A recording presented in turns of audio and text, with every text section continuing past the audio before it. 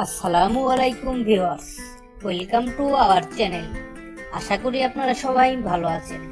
আজ আমরা কথা বলবো অপসনিন ফার্মাসিউটিক্যালস লিমিটেডের সোলাস ট্যাবলেট নিয়ে, যার generic name mebendazole USP 100 milligram. আজকে আমরা দেখব ওষুধটি কোন কোন সমস্যার জন্য খাওয়া হয়, সেবনবিধি, সাইড ইফেক্ট বা পার্শ্ব প্রতিক্রিয়া আছে কিনা। প্রাপ্তবয়স্কদের জন্য সোলাস ট্যাবলেটটি খাওয়া যাবে। 1 বছরের কম শিশুদের কৃমিনাশক প্রযোজ্য নয়। অপ্রাপ্ত বা শিশুদের জন্য সোলাস সিরাপটি দেওয়া যাবে।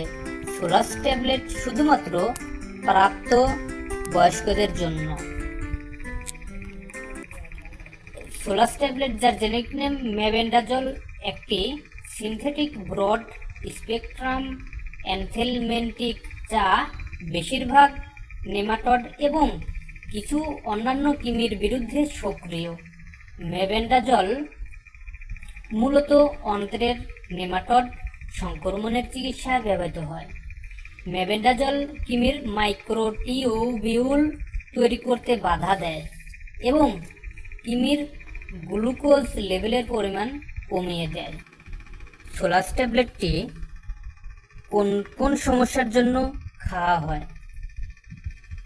সুতাকৃমি, ফিতাকৃমি, কেশকৃমি এবং গুঁড়োকৃমি।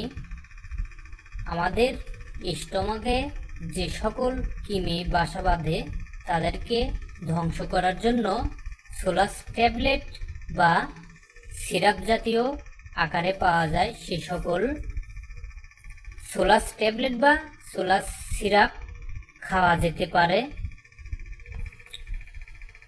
এখন আমরা দেখব মাত্রা ও সেবনবিধি। প্রাপ্তবয়স্কদের জন্য সোলাস ট্যাবলেট দিনে 2টা এভাবে 3 দিন চালিয়ে যেতে হবে এবং অপ্রাপ্তবয়স্ক শিশুদের জন্য সোলাস সিরাপ আকারে বাজারে পাওয়া যায়। সেগুলো সকালে 1 চামচ এবং রাতে 1 চামচ এভাবে 3 দিন সেবন করতে হবে।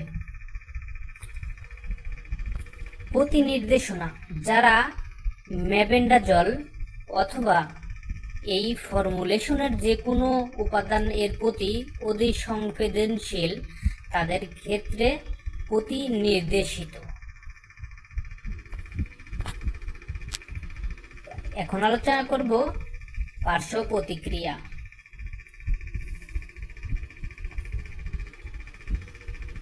যে সকল কৃমিনাশক ওষুধ খাওয়ার পরে পেটের ব্যথা এবং বিভিন্ন সময় পাতলা পায়খানা লক্ষণ দেখা দিতে পারে, তবে ভয়ের কিছু নেই। এখন আলোচনা করব গর্ভাবস্থায় ও স্তন্যদানকালে। গর্ভবতী মহিলাদের মধ্যে মেবেন্ডাজল নির্দেশিত নয়। বুকের দুধ মেবেন্ডাজল নির্গত হয় কিনা তা জানা যায়নি। গর্ভবতী মহিলাদের জন্য মেবেন্ডাজল ওষুধটি সেবন করা যাবে না।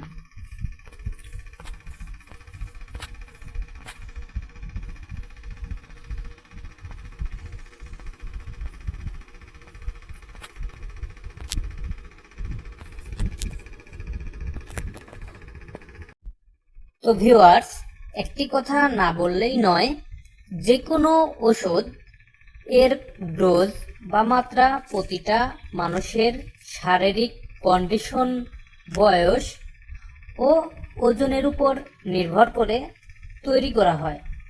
সেহেতু কোনো ওষুধ সেবনের পূর্বে কোনো বিশেষজ্ঞ চিকিৎসকের পরামর্শে গ্রহণ করুন।